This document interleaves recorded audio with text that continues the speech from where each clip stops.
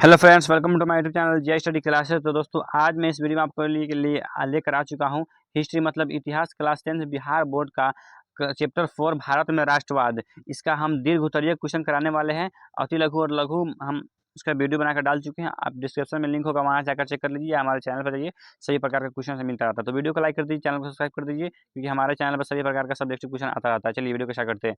दीर्घ उत्तरीय question history का चैप्टर 4। क्वेश्चन नंबर 1, प्रथम विश्व युद्ध का भारतीय राष्ट्रीय आंदोलन के साथ अंतः संबंधों की विवेचना कीजिए। आंसर देखिए, प्रथम विश्व युद्ध 1914 से 18 तक चला। एक ऐसा महायुद्ध था कि इतना बड़ा युद्ध इसके पहले कभी नहीं लड़ा गया था। युद्ध में दो गुट थे। एक गुट में था फ्रांस, ब्रिटेन, रूस और अमेरिका तथा दूसरे गुट में थे जर्मनी, ऑस्ट्रिया, हंगरी तथा इटली। ये सातों देश साम्राज्यवादी थे और अपने अपने उपनिवेशों का विस्तार के साथ वहां से कच्चा माल प्राप्त कर वहीं पर तैयार माल बेचने के लिए बाजार बढ़ाना चाहते थे। इस युद्ध का भारत के साथ अंतर्संबंध यह था कि यह भी ब्रिटेन का एक उपनिवेश था और यहाँ से वह कच्चा माल ले जाता था और यहीं पर तैयार माल बेचा करता था। इसी कारण भारत के गृह उद्योग समाप्त हो गए थे और कारीगरों को मजदूर बन जाना पड़ा था। स्पष्ट है कि भारत ब्रिटेन की हार देखना चाहता था। इस डर को मिटाने के लिए युद्ध की अवधि के लगभग बीच में 1916 में ब्रिटेन ने झूठी घोषणा की कि भारत में ब्रिटिश सरकार का लक्ष्य यहाँ क्रमशः जिम्मेदार सरकार की स्थापना करनी है। सही में फिरंगियों की ओर से भारतीयों के लिए पोस्टडेटेड लॉलीपॉप था। तब तक भारत में राष्ट्रवाद पूरा परिपक्व हो चुका था। भारतीय राष्ट्रीय कांग्रेस में तिलक का प्रवेश हो चुका था। युद्ध में उन्होंने पूरी तरह ब्रिटेन के साथ देने का आह्वान किया, लेकिन युद्ध की समाप्ति के बाद फिरंगियों ने रंग बदल लिया। भारत को कुछ भी सुविधा देने से इनकार कर दिया। तब तक गांधी जी का भारत में पदार्पण हो चुका था। उन्होंने शांतिपूर्ण ढंग से आंदोलन चलाना आरंभ किया। अंततः द्वितीय विश्व युद्ध के बाद जब ब्रिटेन कमजोर पड़ चुका था, उसे भारत को आज़ादी देकर अपने देश लौट जाना पड़ा। चलिए, अब 2 नंबर क्वेश्चन देखिए। यहाँ पे असहयोग आंदोलन के कारण एवं परिणाम का वर्णन करें। 5 नंबर का इंपॉर्टेंट क्वेश्चन आपके एग्जाम में पूछेगा, मतलब पूछेगा। आंसर देखिए, असहयोग आंदोलन गांधी जी द्वारा चलाया जाने वाला पहला शांतिपूर्ण जन आंदोलन था। मुख्यतः इसके 3 कारण थे। 1 नंबर देखिए, क खिलाफत आंदोलन में सहयोग देकर मुसलमानों का दिल जीतना। ख देखिए, जालियांवाला बाग में सरकार की बराबर कार्रवाई के विरुद्ध न्याय पाना। ग देखिए, यहाँ पे स्वराज प्राप्त करने के लिए स्वयंसेवक तैयार करना। जनवरी 1921 से असहयोग आंदोलन का आरंभ हुआ। संपूर्ण भारत में इस आंदोलन को इतनी सफलता मिली जितना कि सोचा नहीं गया था। देश भर में विदेशी वक़ों का बहिष्कार होने लगा। छात्र स्कूल और कॉलेज छोड़ने लगे। राष्ट्रीय विद्यालय खुलने लगे। जामिया मिलिया तथा काशी विद्यापीठ में पढ़ाई आरंभ हो गई। बड़े बड़े बैरिस्टरों तक ने न्यायालय का बहिष्कार कर दिया। ब्रिटेन के राजकुमार प्रिंस ऑफ वेल्स के मुंबई पहुंचकर पूरे महानगर में हड़ताल रखा गया। यह घटना 17 नवंबर 1921 की है। 1921 की है। आंदोलन गैर कानूनी घोषित कर दिया गया। 30,000 से अधिक आंदोलनकारी गिरफ्तार कर लिए गए। इस पर गांधी जी ने देश में सविनय अवज्ञा आंदोलन चलाने की धमकी दी। इसी बीच एक दुर्घटना घट गई। उत्तर प्रदेश के चौरा चौरी स्थान पर आंदोलनकारियों का एक शांतिपूर्ण जुलूस जा रहा था। रास्ते में ही जाना था, जिससे होकर रास्ते में ही थाना था, मतलब पुलिस का जो होता थाना, रास्ते में ही जुलूस को गुजरना था। सिपाहियों ने अकारण जलस पर फायरिंग शुरू कर दी। अकारण मतलब उस पर फायरिंग शुरू कर दी। जब तक उसके पास गोलियों का स्टॉक मौजूद था, तब तक वे फायरिंग करते रहे।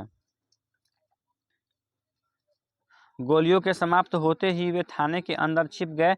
जुलूस के लोग प्रतिक्रिया में बेकाबू हो गए और थाना में आग लगा दी। यह घटना 5 फरवरी 1922 की है। इसमें 22 पुलिसकर्मी जिंदा जल मरे। इस घटना से गांधी जी क्षुब्ध हो गए। उन्होंने समझा कि जनता अभी तक असहयोग और सविनय अवज्ञा के मर्म को समझ नहीं सकी है। फलतः 12 फरवरी 1922 को उन्होंने आंदोलन वापस ले लिया। इस प्रकार असहयोग आंदोलन समाप्त हो गया।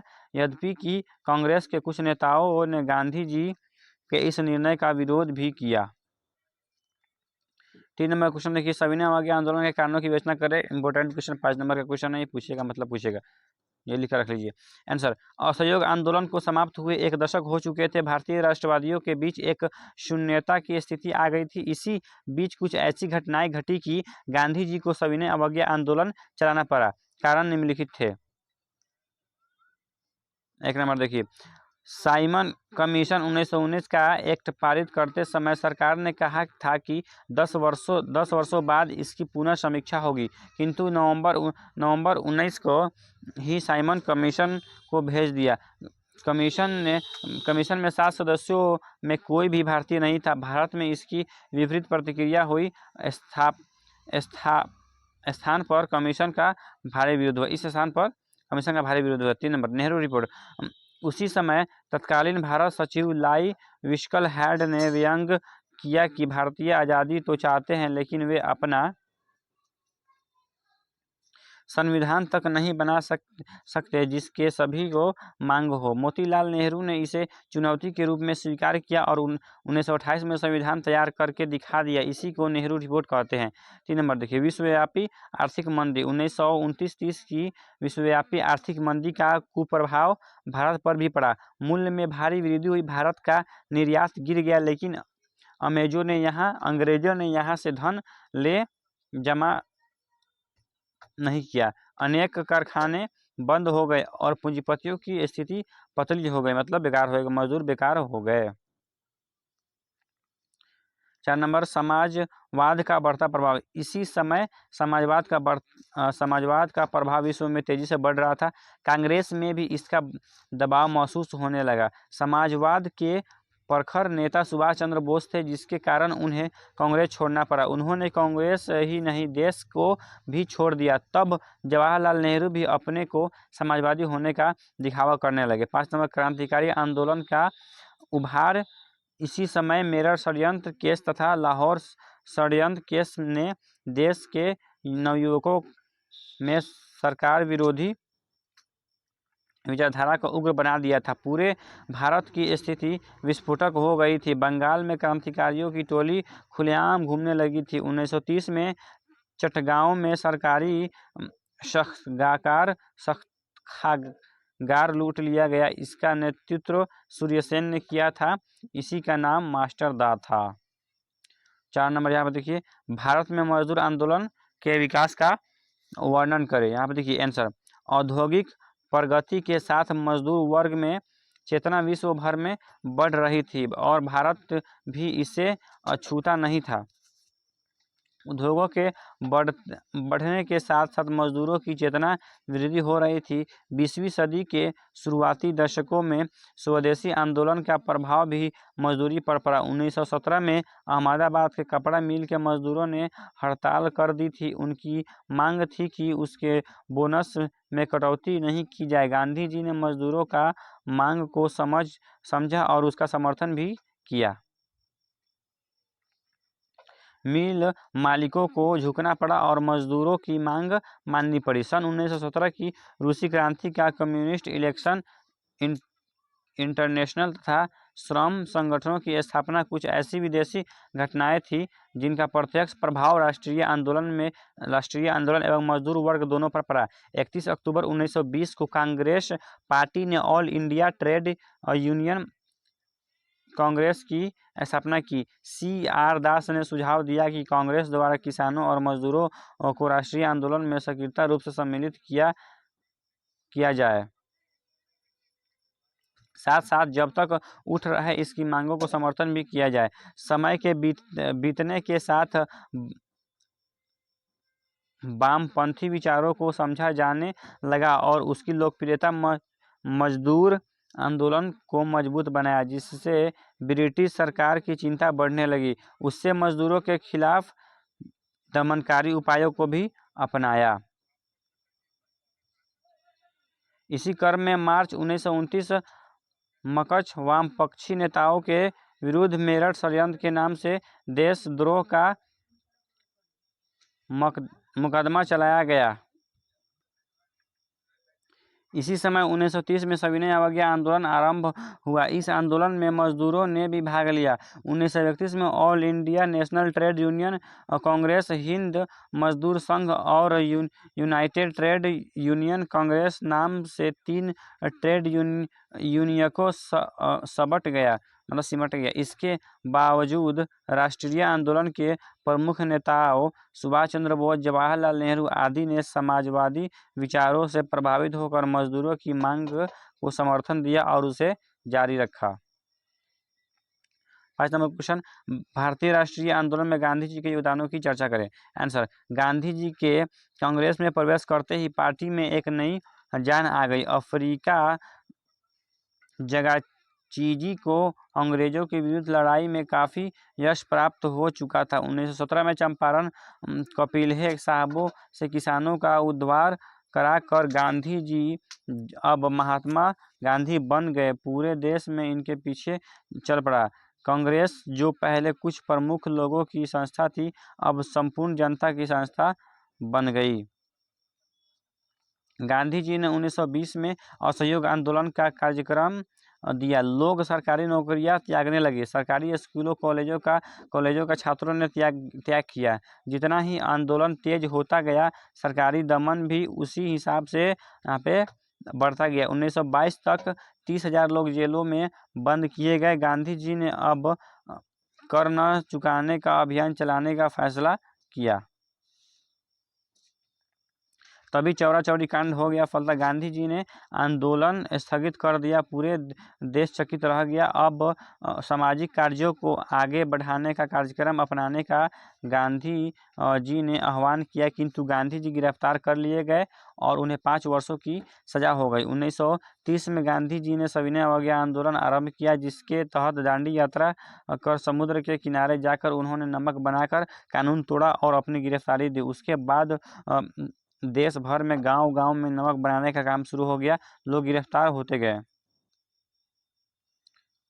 1931 के आते आते महज 1 वर्ष में 90,000 लोग जेलों में डाल दिए गए। जनवरी 1931 में गांधी जी और कुछ अन्य प्रमुख नेता रिहा कर दिए गए। गांधी इरविन समझौता हुआ। फलतः गांधी जी ने आंदोलन वापस ले लिया। सभी राजनीतिक बंदी रिहा कर दी गई।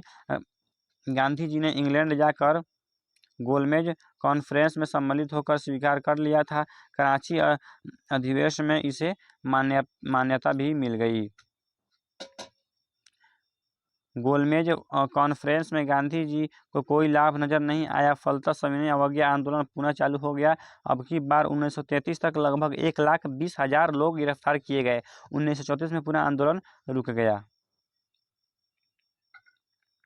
1940 में गांधी जी ने व्यक्तिगत सत्याग्रह आरंभ किया। उस सत्याग्रह का नारा था, ना एक पाई ना एक भाई। इसका अर्थ था कि भारत का पैसा युद्ध में न लगाया जाए और न कोई भारतीय फौज में शामिल हो। यह सत्याग्रह इतना लोकप्रिय हुआ और इतने में लोग गिरफ्तारी देने के लिए तैयार हो गए कि बाद में सरकार गिरफ्तार करने में मुकरने लगी। अभी व्यक्तिगत सत्याग्रह स्थगित भी नहीं हुआ था कि गांधी जी ने बम्बई कांग्रेस अधिवेशन में 8 अगस्त 1942 को अंग्रेज भारत छोड़ो और करो या मरो का नारा यहाँ पे दिया। रातों रात सभी नेता गिरफ्तार हो गए। जनता को राह दिखाने वाला कोई नहीं रहा। फलतः जनता भड़क गई और देश भर में बेमिसाल आंदोलन आरंभ हो गया। इसी आंदोलन को दबाने के लिए अंग्रेजी सरकार ने बहुत कड़ा रुख अपनाया। हजारों लोग गिरफ्तार किए गए, सैकड़ों को गोली मार दी गई। आंदोलन दब गया। इस आंदोलन से अंग्रेज समझ गए कि अब भारत में उनका टिका रहना कठिन है। 15 अगस्त 1947 को देश आज़ाद हो गया। अंग्रेज चले गए, खुशियां मनाई गई, किंतु दिल में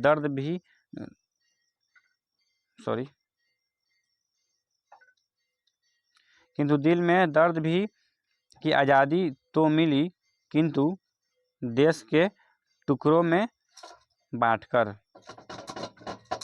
अब देखिए 6 नंबर क्वेश्चन, भारतीय राष्ट्रीय आंदोलन में वामपंथियों की भूमिका को रेखांकित कीजिए। आंसर, रूसी क्रांति की सफलता के बाद भारत में भी तेजी से साम्यवादी विचारों का फैलाव होने लगा। लेकिन वे समझते थे कि यह काम गलत है, अतः यह छिपकर काम करते थे। असहयोग आंदोलन के दौरान इनको अपने विचारों को फैलाने का मौका मिल गया। ये लोग उन क्रांतिकारियों से जुड़ गए जो राष्ट्रवादी थे। असहयोग आंदोलन की समाप्ति के बाद सरकार ने इन पर कड़ाई आरंभ कर दी। पेशावर षड्यंत्र केस 1922 से 28 तक चला। कानपुर षड्यंत्र केस 1924 और मेरठ षड्यंत्र केस 1929 से 33 के तहत इन पर मुकदमे चलाए गए। वामपंथी लोगों का ध्यान अपनी ओर खींचने में सफल हो गए। बाद में क्रांतिकारी राष्ट्रवादी शहीद साम्यवादी शहीद कहे जाने लगे। अंग्रेजी सरकार पब्लिक सेफ्टी बिल जो कम्युनिस्टों के विरोध में था, कांग्रेस ने उसे पारित नहीं होने दिया।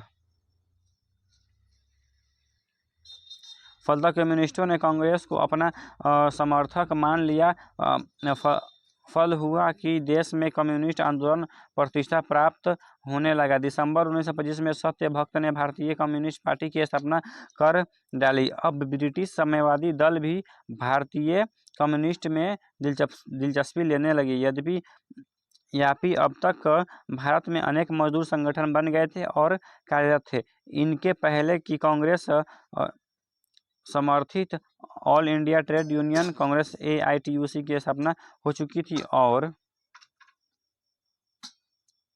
कई मजदूर आंदोलन को सफलता दिलवा चुकी थी। फिर भी वामपंथ का प्रचार मजदूर संघों पर बढ़ रहा था। विभिन्न स्थान पर किसान मजदूर की स्थापना हुई। लेबर स्वराज पार्टी भारत की पहली किसान मजदूरी पार्टी थी। अखिल भारतीय स्तर पर दिसंबर 1928 में अखिल भारतीय किसान मजदूर पार्टी बनी। अब तक कांग्रेस के नेताओं पर भी साम्यवाद या समाजवाद का रंग चढ़ने लगा था। इनमें सुभाष चंद्र बोस, जयप्रकाश नारायण, राम मनोहर लोहिया, नरेंद्र देव प्रमुख थे। फिर भी ये कांग्रेस के साथ ही थे। यहाँ पे आपका क्वेश्चन आंसर दीर्घ उत्तरीय क्वेश्चन आंसर चैप्टर 4 का समाप्त हो चुका है। उम्मीद करता हूँ वीडियो अच्छी लगी। वीडियो को लाइक कीजिए, चैनल को सब्सक्राइब कीजिए।